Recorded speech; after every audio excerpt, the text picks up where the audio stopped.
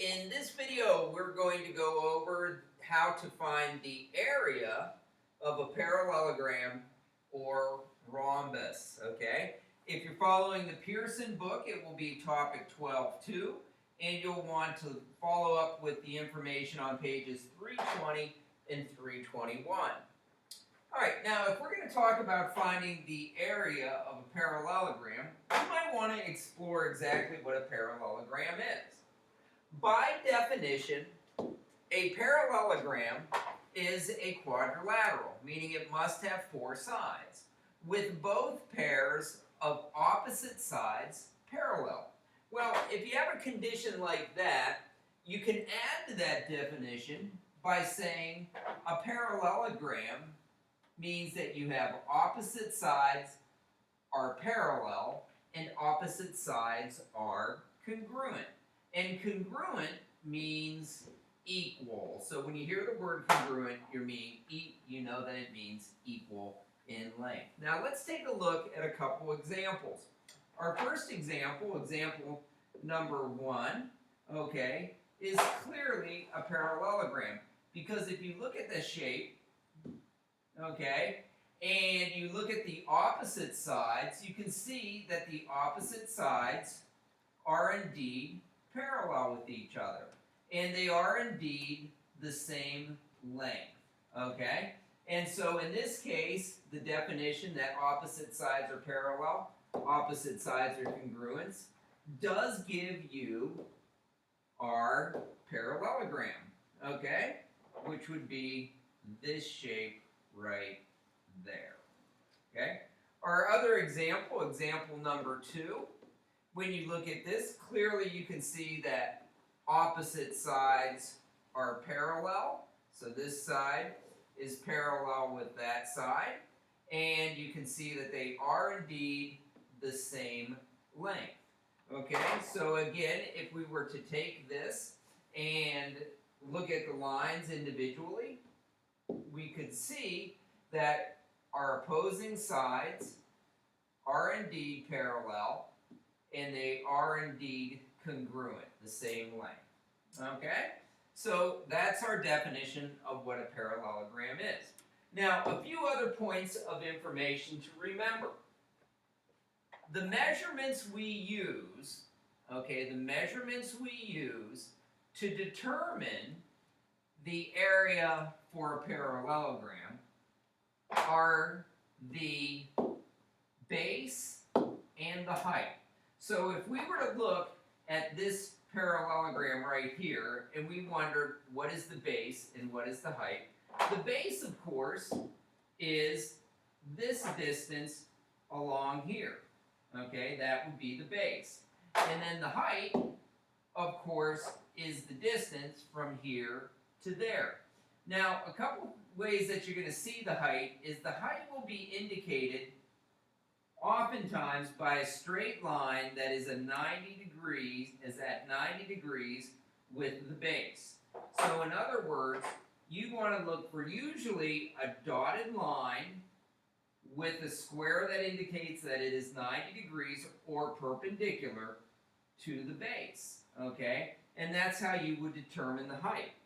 Now, on our example over here, if you wanted to figure out the area, you'll see that, again, we have the base right down here, but you'll see that it's a pretty narrow base, so drawing this inside would not be practical. So what they do is they show you the height on the outside, and they establish a 90-degree angle using dotted lines and the symbol for 90 degrees. So our height would then be this distance established right here. And you establish it using dotted lines and the symbol for 90 degrees. Okay? So that's some important information you want to remember. You want to remember what the base is and what the height is.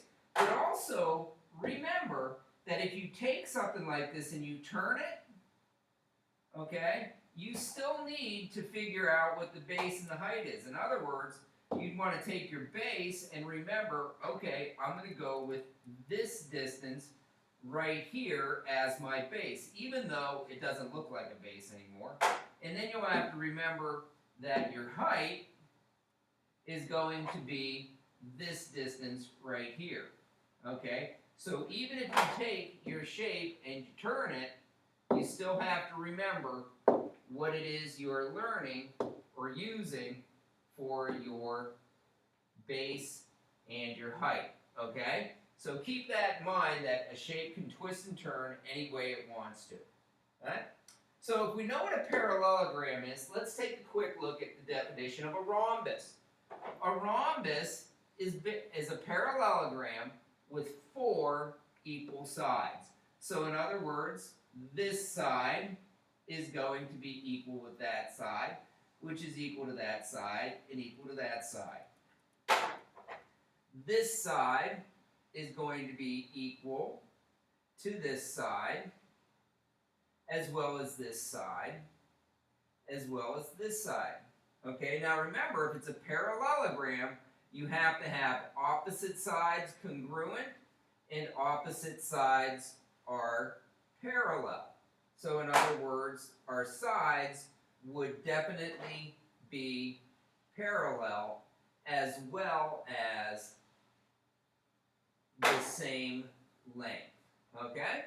So keep that in mind. Now, an interesting thing, if you think about a rhombus and shapes twisting and turning, this shape, although some kids might call it a diamond, is nothing more than a square.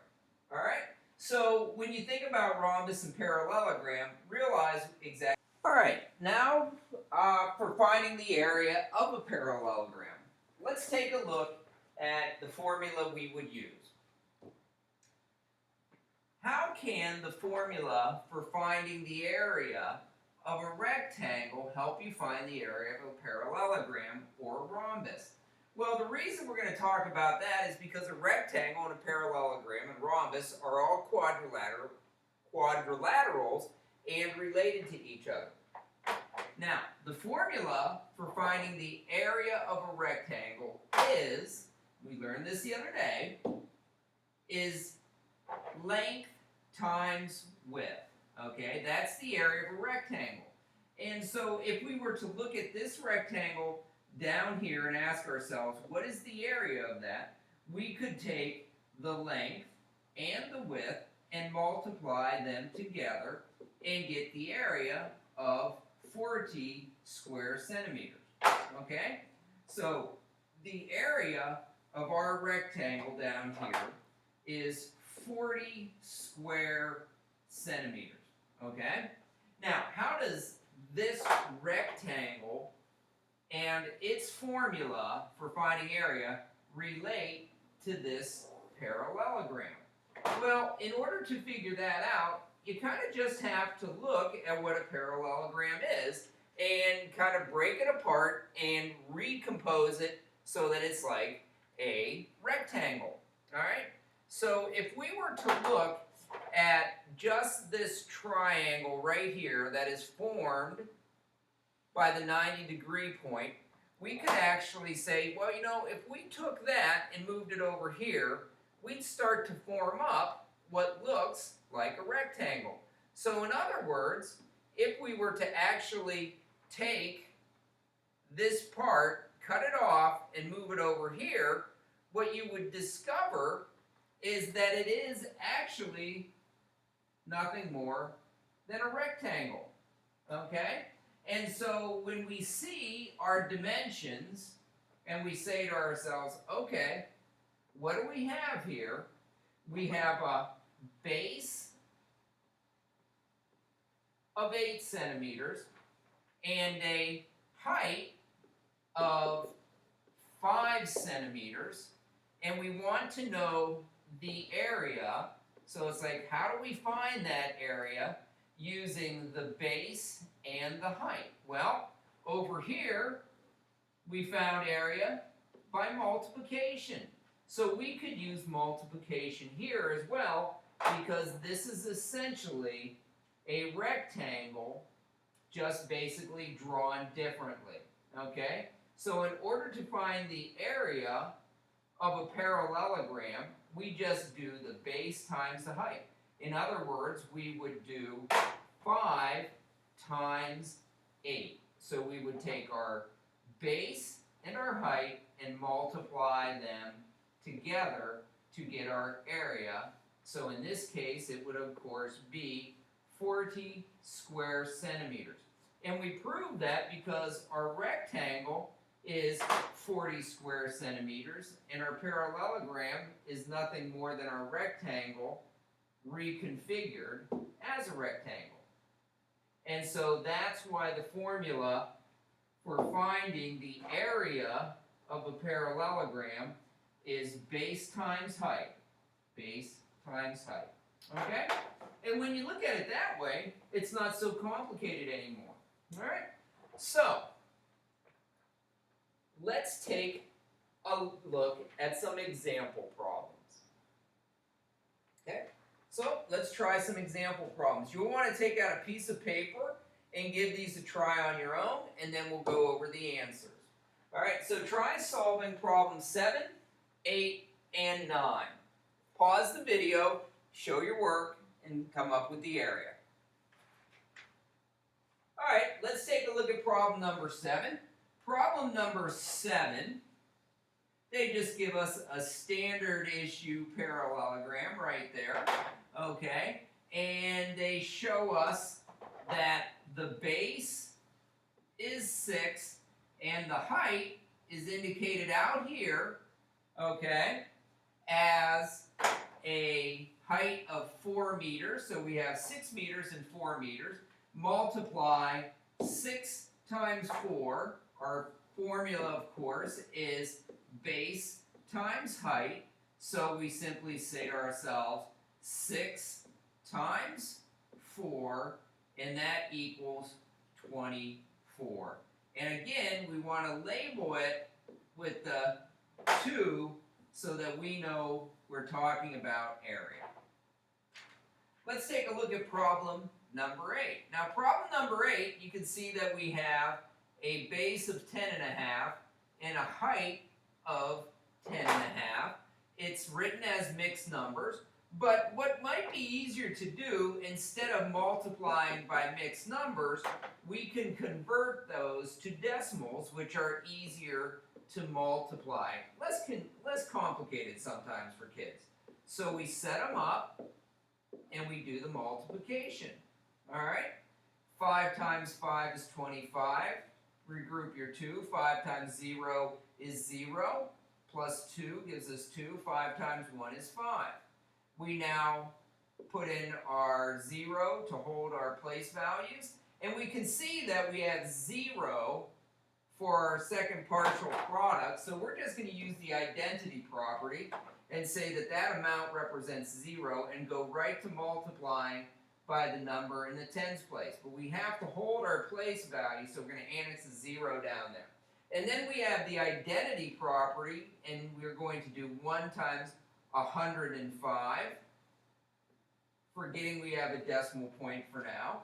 And so we do our addition, and we have 5 plus 0 is 5, 2 plus 0 is 2, 5 plus 5 is 10. Regroup. 1 plus 0 is 1, 1 plus nothing is 1. We have our decimal point that needs to be put into our product. We have 1 place value there, 1 place value there, so we'll come over 2 place values and put our decimal point. Now, because they gave us our measurement in inches as fractions or mixed numbers, we want to convert that back into a mixed number, so we'd have 110 and 25 hundredths would be 1/4 of an inch, and those are square inches. So we came up with the correct answer of 110 inches and 1/4 inch, and it's square inches. All right? 110 quarters inches. All right, next, number 9. The problem is we have a base of 16 and a height of 12 and 5/10 centimeters. So what we're going to do is we're going to multiply the base by the height, and I'm going to set that up again. And so we, of course, would multiply 6 times 5 is 30. Regroup the 3. 6 times 2 is 12, plus 3 is 15. Regroup the 1. 6 times 1 is 6, plus 1 is 7. Partial product of 750. Put our place value, our holder marker 0 there.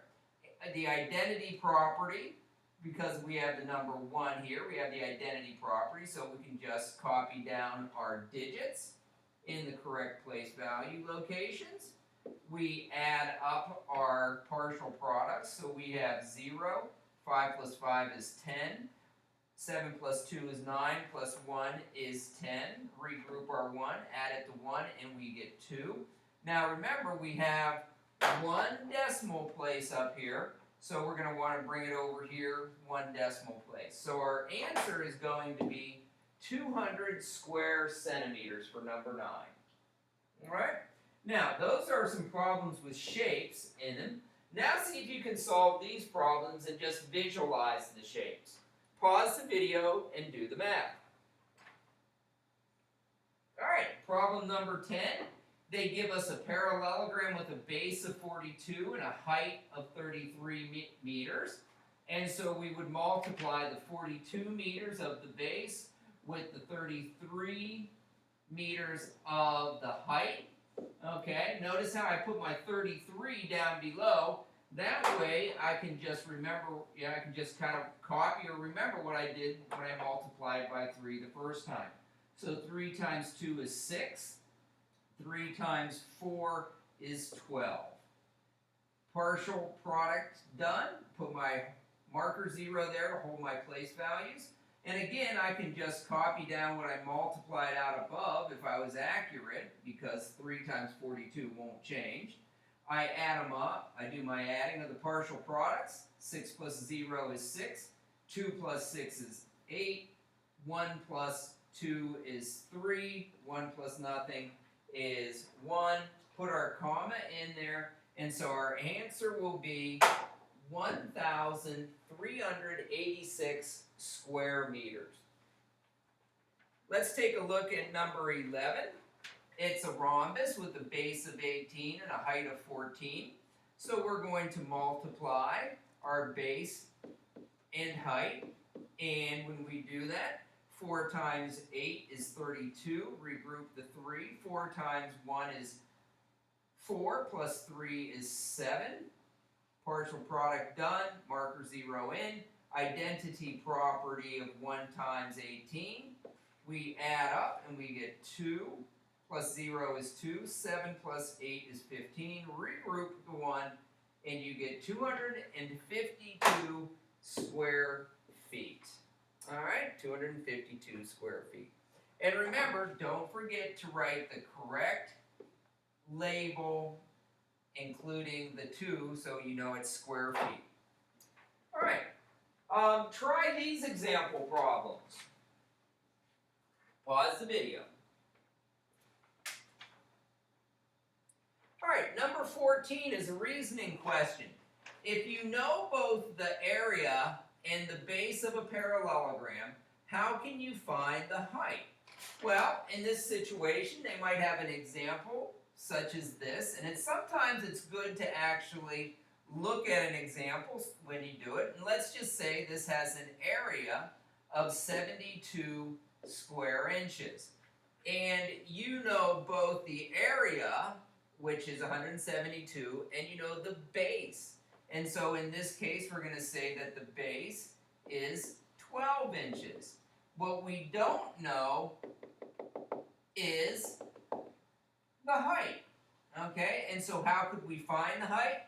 Well, in this case, all we have to do is divide the area, 72, by the base. 12 will go into 72 6 times. 6 times 12, 6 times 2 is 12, carry the 1, 6 times 1 is 6, plus 1 is 7, and so our height would be 6 inches. And so if you know both the area and the base of a parallelogram, how can you find the height? Simply divide the area by the base. And you could reverse that and you could find the height. All right, let's take a look at problem 16. Sherwood has a square flower garden that is 3 meters by 3 meters. How many times can she fertilize the garden with a bag of fertilizer that covers 172 square meters? This is a two-step problem, okay? And our first step that we want to do is we want to figure out the area of the little square flower garden. So we would multiply 3 by 3, which would give us 9 that I just wrote down there for it. So the flower garden has an area of 9 square meters. And then a bag of fertilizer covers 172 square meters. So we want to find out how many times can you get 9 square meters out of a bag of 172 square meters. So our next step, our second step, is to divide and simply take the square footage that we get in a bag of fertilizer and divide it by the square footage of the garden. And so 9 into 17 one time, that would be 9, subtract, and you have a partial remainder of 8. Bring down your 2. 82 divided by 9 is 9. 9 times 9 is 81. Subtract, and you have a remainder of 1. Okay? So in this case, we would be able to cover the 9 feet 19 times. And this remainder we don't use as a part of our answer because that is a leftover. And that would just remain at the bottom of the bag until we purchase another bag. So our answer is you would be able to fertilize the garden 19 times. All right? Well, if you have any further questions on finding the area of parallelograms and rhombuses, you can watch the video from your textbook series or see your teacher or parents for help.